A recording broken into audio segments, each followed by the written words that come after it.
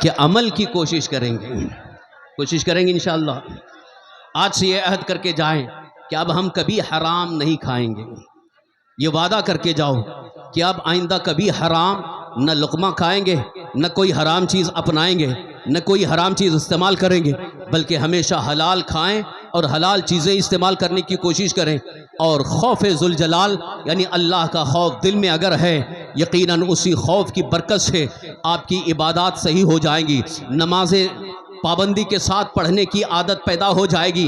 آج جو علماء بار بار کہتے ہیں نماز پڑھو نماز پڑھو، آپ کو نماز کی دعوت دی جاتی ہے، نماز کے لیے بلایا جاتا ہے، مؤذن مسجد سے 5 مرتبہ حی علی الصلاح حی علی الفلاح کہہ کر کے آپ کو بلا رہا ہے، آؤ نماز کی طرف، اس کے باوجود نماز کے لیے جانے کے لیے تیار نہیں ہیں۔ اس کی وجہ کیا ہے؟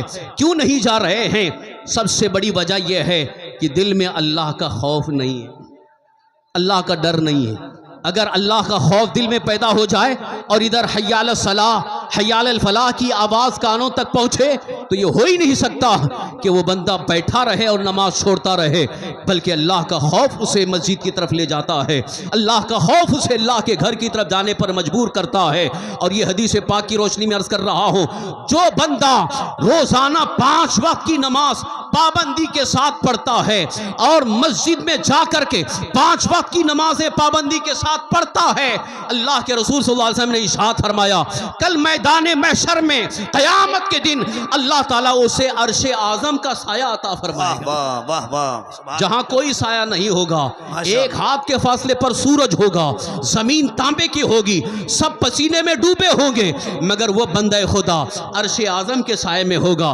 لہذا مسلمانوں ذرا اس بات کے لیے بھی ہمیشہ کے لیے تیار ہو جاؤ، نمازوں میں غفلت نہ کرو، سستی نہ کرو۔ جب نماز کا حکم آ جائے، جب نماز کی طرف دعوت آ جائے، جب اذان ہو جائے اور اسے ہی بیٹھ کر کے نماز قضا نہ کرو، بلکہ فوراً مسجد جا کر کے نماز ادا کرنے کی کوشش کرو۔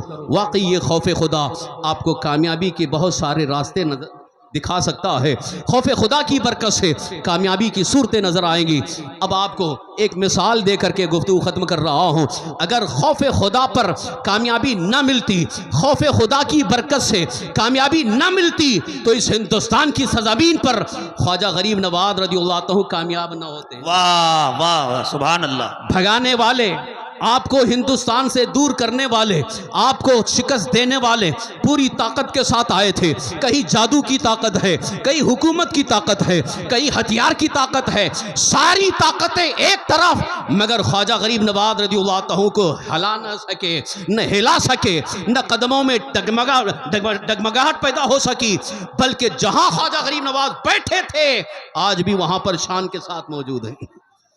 یہ کامیابی کی سب سے بڑی دلیل ہے۔ جس کے دل میں اللہ کا خوف ہوتا ہے دنیا اسے زیر نہیں کر سکتی ہے۔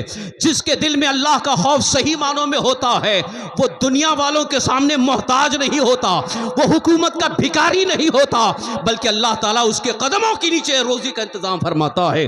اسی لیے قرآن پاک میں اللہ تعالیٰ نے وعدہ فرمایا ہے وَمَن يَتَّقِ اللَّهَ يَجْعَلْ لَهُ مَخْرَجًا وَيَرْزُقْهُ مِنْ حَيْثُ لَا يَحْتَسِبُ، جو صحیح معنوں میں اللہ سے ڈرتا ہے اللہ اس کے لیے نکلنے کی راہ عطا فرماتا ہے۔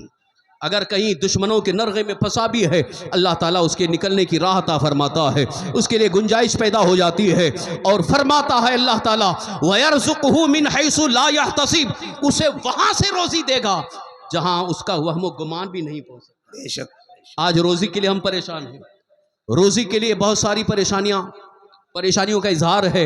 آج بہت سارے ہمارے نوجوان روزی کے لیے، جاب کے لیے اتنے پریشان ہیں کہ ایجوکیٹڈ ہو گئے، ڈگری ہولڈر ہو گئے، تعلیم یافتہ ہو گئے، لیکن جاب نہیں مل رہی ہے، پریشان ہیں، ادھر ادھر بھٹک رہے ہیں۔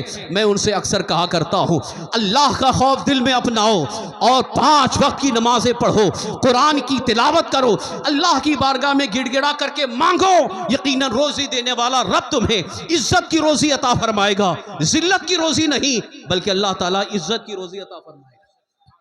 جنہوں نے ہمارے کہنے پر عمل کیا ہے آج بھی الحمدللہ وہ ہمارے سامنے وہ نوجوان بڑی عزت کی روزی پائے نظر آ رہے ہیں۔ انہوں نے بہت ساری چیزیں،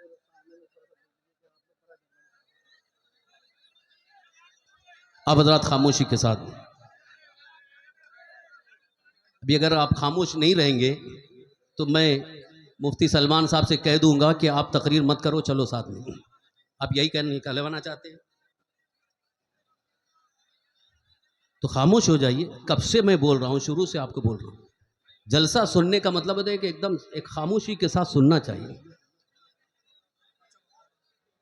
بس جو پیغام یہاں سے دیا جائے اس پیغام پر عمل کرنے کی کوشش کریں گے انشاءاللہ.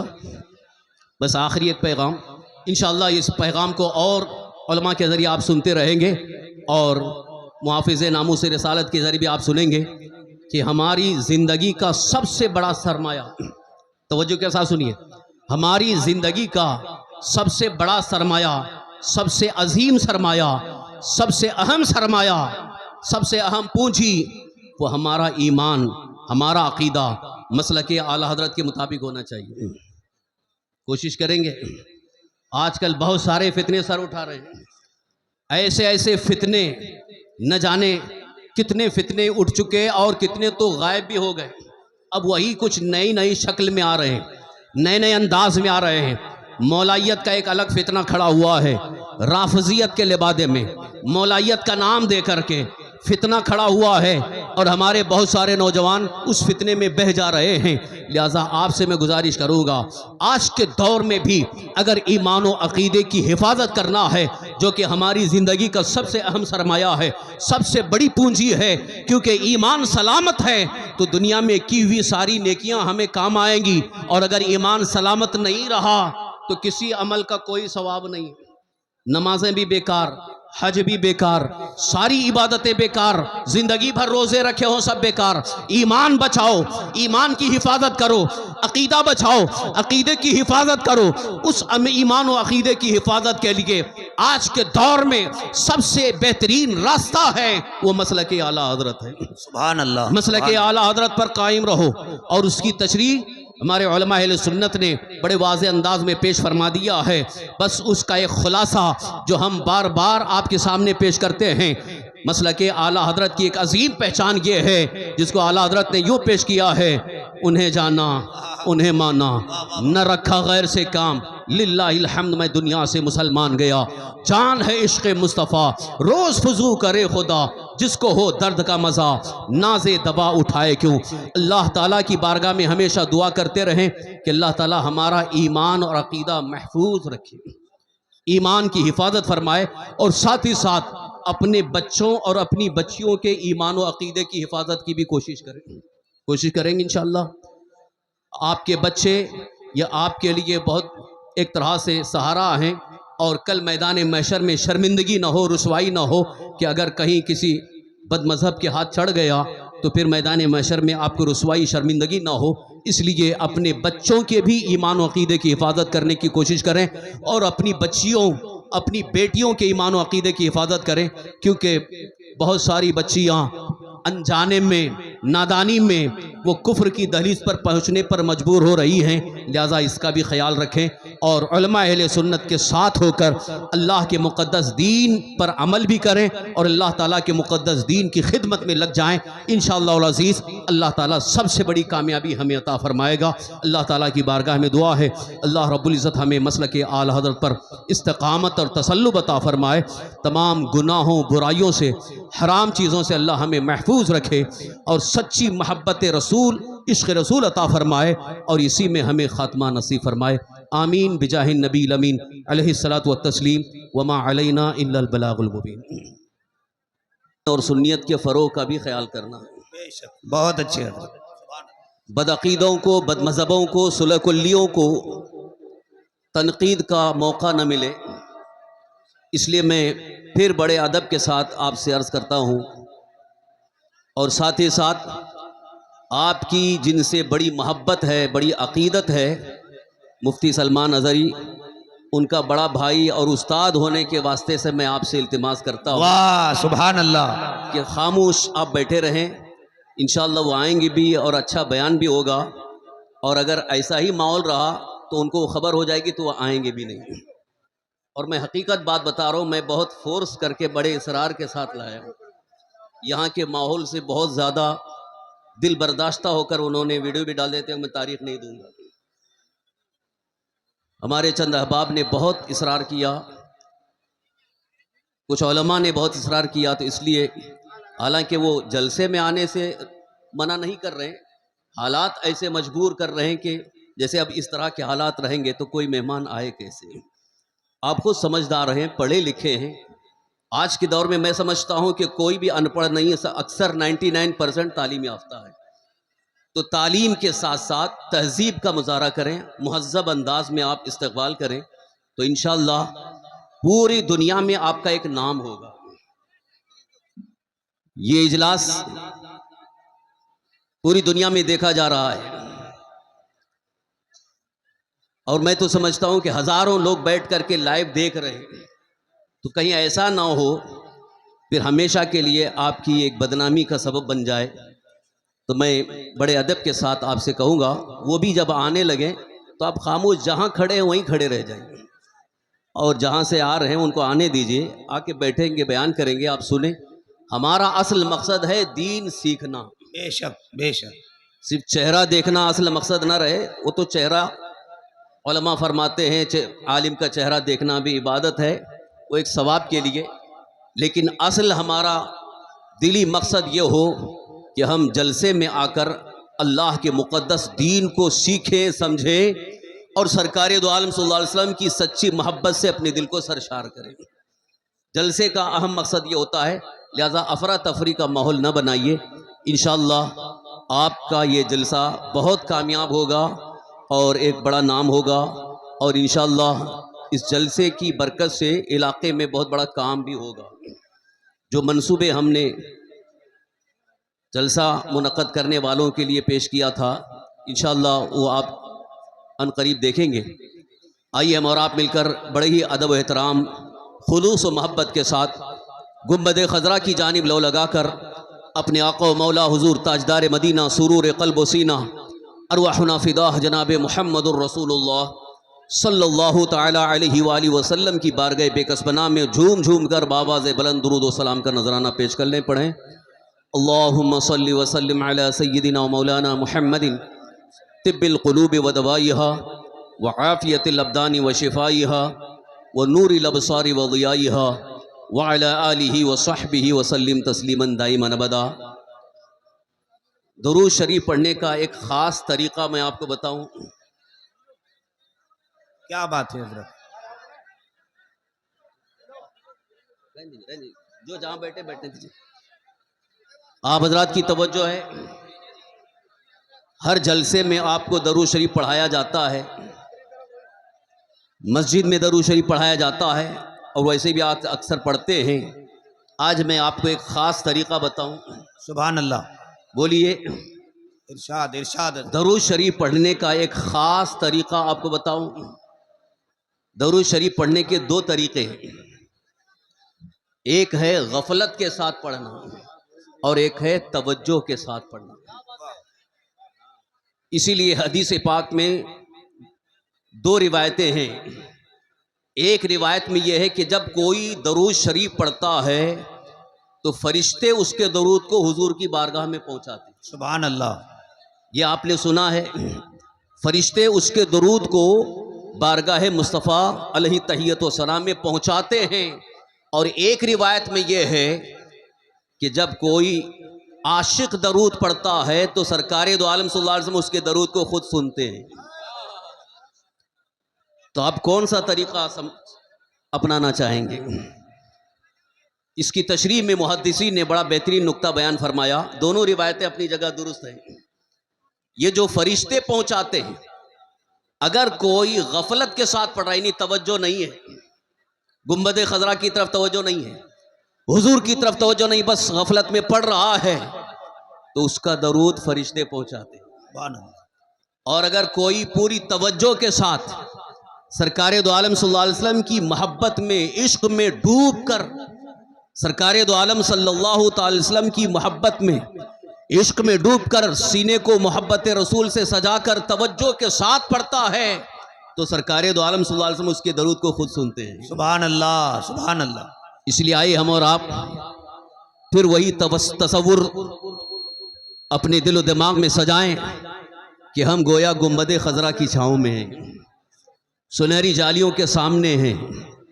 اگر یہ آپ نے تصور آج کر لیا تو مجھے یقین ہے انشاءاللہ جلد سے جلد آپ کی مدینہ منورہ کی حاضری ہو جائے گی. اللہ تعالیٰ سب کو گنبد خضرا کا دیدار اور مدینہ منورہ کی حاضری نصیب فرمائے. اسی محبت اور عشق رسول کے عالم میں گنبد خضرا کی جانب لو لگا کر توجہ کے ساتھ آپ درود شریف پڑھیں. انشاءاللہ اس کی برکت سے شیطان بھی دور بھاگ جائے, ہمارے دل بھی پاک ہو جائیں. درود شریف پڑھ لیں. صلی اللہ علی النبی الامی وآلہ صلی اللہ علیہ وسلم. صلاۃ و سلاما علیک یا رسول اللہ, صلاۃ و سلاما علیک یا حبیب اللہ. انہیں جانا انہیں مانا واہ نہ رکھا غیر سے کام. انہیں جانا انہیں مانا نہ رکھا غیر سے کام. للہ الحمد میں دنیا سے مسلمان گیا. جان ہے عشق مصطفیٰ روز فضو کرے خدا. جان ہے عشق مصطفیٰ روز فضو کرے خدا. جس کو ہو درد کا مزہ ناز دوا اٹھائے کیوں. عزیزان گرامی, اللہ کا ایک مقدس فرمان قرآن مقدس کی آیہ کریمہ جس کی تلاوت کا میں نے شرف حاصل کیا ہے, اس کی تفسیر کی روشنی میں ایک اہم پیغام آپ تک پہنچا کر کے میں بہت جلد رخصت ہو رہا ہوں. انشاءاللہ بہت جلد مفتی سلمان اظہری صاحب تشریف لائیں گے. ان کا مدلل مفصل آپ کو خطاب سننا ہے. تھوڑی دیر کے لیے آپ خاموشی کے ساتھ میری طرف توجہ کریں. جو حضرات شور شرابہ کر رہے ہیں ان سے پھر میں گزارش کرتا ہوں خاموش ہو جائیں. سننے کے لیے سننے کا موقع بھی میسر آ جائے. شور شرابہ ہوتا ہے تو توجہ نہیں ہوتی. پھر ایک بار درود شریف پڑھ لیں. اللہم صلی وسلم علی سیدنا مولانا محمد مع الجود والکرم وعلی آلہ واصحابہ بارک وسلم. صلاۃ و سلاما علیک یا رسول اللہ, صلاۃ و سلاما علیک یا حبیب اللہ. قرآن مقدس میں اللہ تعالیٰ کا فرمان عالی شان ہے, یا ایہا الذین آمنوا اتقوا اللہ وقولوا قولا سدیدا. اے ایمان والو اللہ سے ڈرو.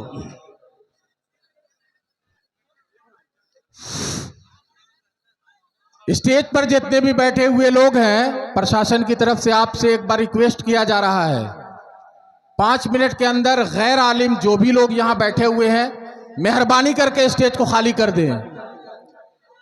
آپ لوگوں کو 5 منٹ کا وقت دیا جا رہا ہے. مہربانی کر کے آپ لوگوں سے متبانہ درخواست ہے پرشاسن کی اور سے کہ آپ کرپیا کر کے ہٹا دیں یہاں سے اپنی تشریف. اپنی اپنی جگہ پر جا کر کے بیٹھ جائیں. جہاں بھی جگہ ملتی ہے وہاں پہ بیٹھ جائیں. مہمان خصوصی آنے والے ہیں. کوئی بھی آدمی کھڑا ہوا نہیں دکھے گا. جو اسٹیج کے بغل میں بھی داہنے طرف یا بائیں طرف جو بھی کھڑے ہیں مہربانی کر کے بیٹھ جائیے.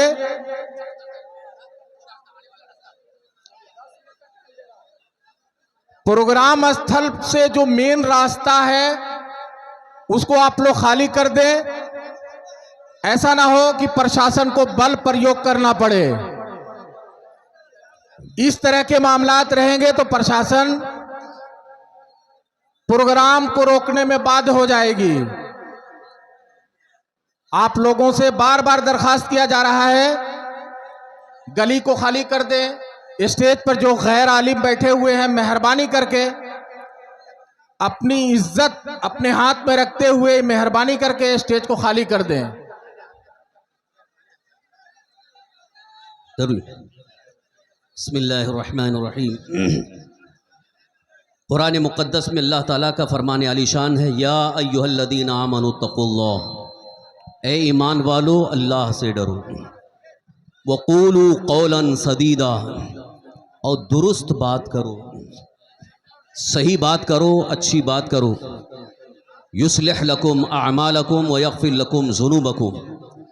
اللہ تعالیٰ تمہارے اعمال کی اصلاح فرمائے گا اور تمہارے گناہوں کو بخش دے گا. وَمَن يُطِعِ اللَّهَ وَرَسُولَهُ فَقَدْ فَازَ فَوْزًا عَظِيمًا. جو اللہ اور اس کے رسول کی اطاعت کرے وہی سب سے بڑا کامیاب ہے. یہ قرآن مقدس میں اللہ تعالیٰ کا فرمان ہے.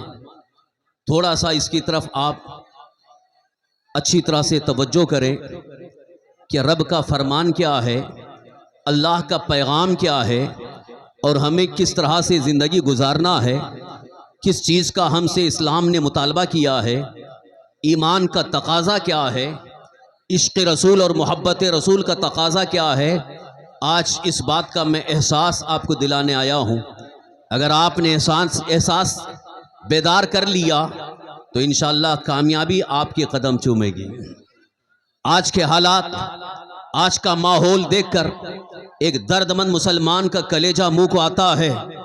कहीं पर मुसलमान को तकलीफ़ें होती हैं, कहीं पर किसी मुसलमान पर जुल्म होता है, तो पूरी उम्मत मुस्लिमा दर्द और कर्ब के आलम में इधर उधर परेशान नज़र आती है। आज हमारे साथ बहुत सारे मुश्किल मसाइल हैं। ख़ास तौर पर इसी मुल्क हिंदुस्तान में जानो माल के तहफ़्फ़ुज़ का भी मसला है, ईमान व अक़ीदे की हिफाजत का भी मसला है, हमारे तालीम और तरक्की का भी मसला है। बहुत सारे मसाइल हैं, लेकिन मसले का हल कहाँ से हमें मिले उसकी तरफ तवज्जो नहीं हो रही है। इसलिए मैं आपकी तवज्जो दिलाना चाहता हूँ, आपकी तवज्जो मबजूल करना चाहता हूँ। ज़रा तवज्जो करें क्या बात है कि हमने मसले का हल तलाश करने के लिए अब तक कहाँ कहाँ ठोकरें खाई हैं। अब तक लोगों ने यह समझा कि कोई सियासी लीडर हमारे मसले का हल पेश कर सकता है, इसलिए हमने हर मौके पर बहुत सारी पार्टियों का साथ दिया, लेकिन कहीं भी हमारा मसला हल होता नज़र नहीं आया। मसाइल और बढ़ते चले जा रहे हैं, मामलात इस कदर बढ़ गए हैं कि एक दर्दमंद मुसलमान ये कहने पर मजबूर हो गया है, क्या इस हिंदुस्तान में मुसलमान अपना नाम मुसलमान रखना भी जुर्म समझे? ये हालात हो गए हैं। और ख़ास तौर पर इस वक्त एक और ज़्यादा दिल को चुभने वाला मसला ये है कि हमारी माँ और बहनों की इज्जत व आबरू भी महफूज नहीं रह गई है। माँ और बहनों की, बच्चियों की, बहू बेटियों की इज्जत और आबरू पर हमले की तैयारियां हैं। कुफ्र और इर्तिदाद की तरफ ले जाने के मंसूबे तैयार हैं। ऐसे हालात में क्या हम ऐसे ही रहेंगे, या अब तक जो हम जिस तरीके से जी रहे हैं क्या इसी तरह से हम जीते रहेंगे? क्या इन मसाइल का हल भी हमारे पास कुछ होगा? आपको याद होगा यही हिंदुस्तान की तारीख, जब यहाँ से जब किसी खातून ने फरियाद किया था, मोहम्मद बिन कासिम आ गए थे। वाह वाह। एक औरत की इज्जत और आबरू को बचाने के लिए मुस्लिम बादशाह ने कभी पीछे नहीं हटे, बल्कि इज्जत और आबरू इंसाफ के साथ बचाने की कोशिश की है। क्या कहने हैं? आज उस तारीख को हमें याद भी करना है। और फिर जो दुश्मन इस तरह से हमारी माँ और बहनों की इज्जत और आबरू पर हमले की तैयारी कर रहा है, उसकी आंख में आंख मिला करके हमें जवाब भी देना है। और सबसे पहले हमें अपने इन मसाइल का हल अगर तलाश करना है तो अल्लाह के कलाम कुरान मुकद्दस में तलाश करना। अब तक हमने कुरान मुकद्दस को पसे पुत्र डाल दिया है, पीठ पीछे रख दिया है कुरान पाक को, और दुनिया भर में तलाश कर रहे हैं कि हमारे मुश्किल मसले का हल क्या है। कुरान में अल्लाह ने हर चीज का हल पेश फरमा दिया। वाह वाह वाह, क्या बात है। कुरान मुकद्दस में हमारे हर मसले का हल मौजूद है। आप मुझे बताइए, सबसे बड़ी कामयाबी कौन दे सकता है? सबसे बड़ी कामयाबी कौन दे सकता है? दुनिया का कोई लीडर, दुनिया की कोई पार्टी, दुनिया का कोई दुनियादार इंसान हमें कामयाबी नहीं दे सकता है। अगर हमें कामयाबी दे सकता है तो हमारा खुदा देगा। वाह, बेशक रब्बे जुल जलाल अता फरमाएगा। अल्लाह की बारगाह से जिसे कामयाबी मिल जाए, पूरी दुनिया मिल करके उसे नाकाम नहीं कर सकती। बहुत अच्छी। दुनिया की कोई ताकत उसको रुसवा नहीं कर सकती है जिसे अल्लाह ने कामयाब फरमा दिया हो। अजीज़ा ने गिरामी, आज फिर अपने जहन को साफ करके, हालात का जायजा लेकर के, अपने मुश्किल मसाइल का हल तलाश करने के लिए आप बैठ जाएं। कुरान मुक़द्दस से आप हल तलाश करें। बहुत अच्छी। मैंने सिर्फ एक आयत करीमा आपके सामने पेश की है, बेशुमार आयात करीमा मौजूद हैं, और उन आयात की तफसीरें अगर बयान की जाएं, यकीनन आपका दिल खुल जाएगा। आपका दिल इस बात पर आमादा हो जाएगा کہ اب تک ہم نے صرف اور صرف بھول بھلیا میں بھولتے رہے، ادھر ادھر بھٹکتے رہے، اور جہاں اللہ نے ہمارے لیے حل رکھا ہے اس کی طرف ہم نے توجہ ہی نہیں کی۔ سب سے بڑی کامیابی کہاں ہے؟ سب سے بڑی کامیابی کسے مل سکتی ہے؟ سب سے بڑا کامیاب انسان کون ہے؟ قرآن میں اللہ تعالیٰ نے ارشاد فرمایا وَمَن يُطِعِ اللَّهَ وَرَسُولَهُ فَقَدْ فَازَ فَوْزًا عَظِيمًا۔ واہ واہ سبحان اللہ۔ جس نے اللہ کی اطاعت کی اور اللہ کے رسول صلی اللہ علیہ وسلم کی اطاعت کی وہی سب سے بڑا کامیاب ہے، بے شک بے شک۔ سب سے بڑا کامیاب وہی ہے۔ لہذا اسی اطاعت کا مفہوم، اسی اطاعت کا ایک خاص مطلب آپ کو بتاتا چلوں، اس آیت کریمہ میں جہاں اللہ تعالیٰ نے فقط